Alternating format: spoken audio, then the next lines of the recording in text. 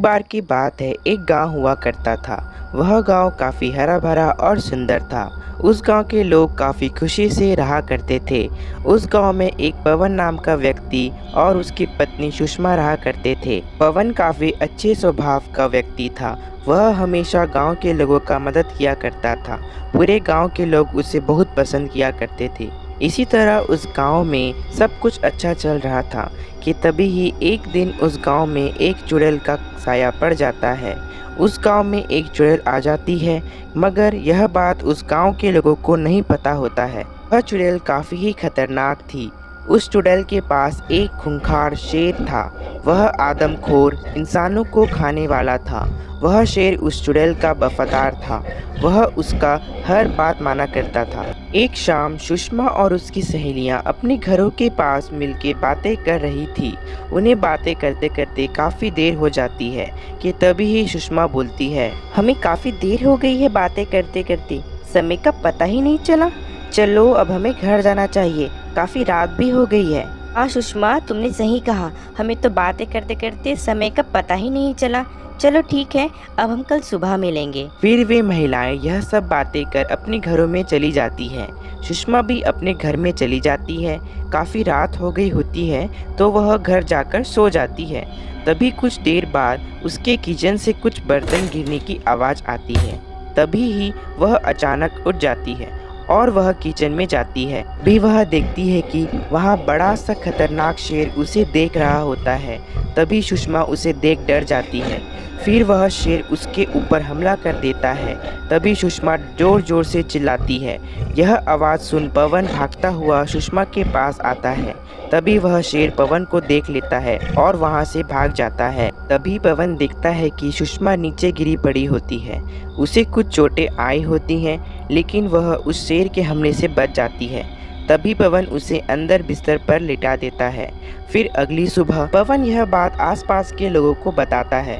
पूरे गांव में यह बात तेजी से फैल जाती है। फिर उसी रात को वह शेर फिर आता है और एक आदमी को उसके घर पर मार देता है। फिर अगली सुबह यह बात पूरे गांव में फैल जाती है।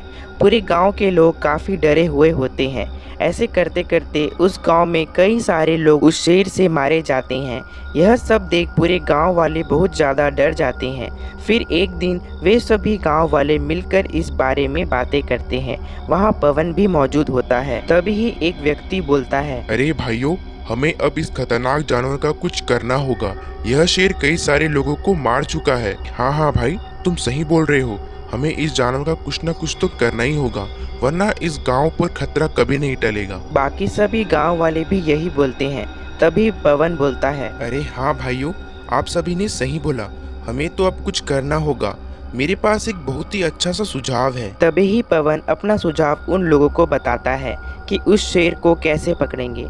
फिर उसी रात वे लोग गांव से कुछ दूर एक जंगल की तरफ जाते हैं, जिस तरफ से वह शेर आया करता था। फिर उसमें से एक व्यक्ति जाल लेकर चढ़ जाता है और बाकी सभी छुप जाते हैं।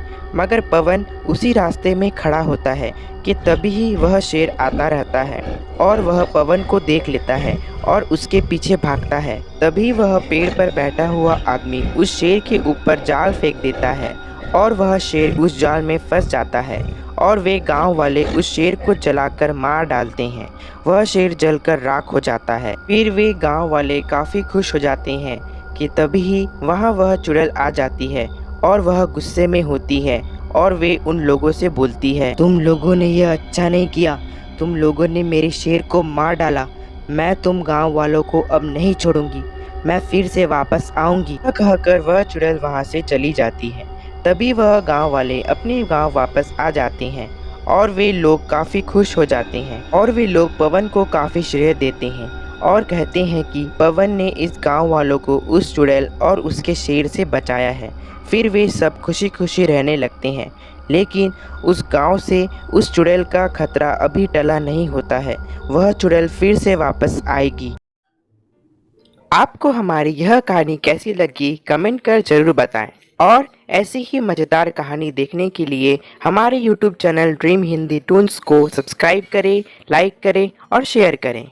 मिलते हैं आपको अगली कहानी के साथ। तब तक के लिए धन्यवाद।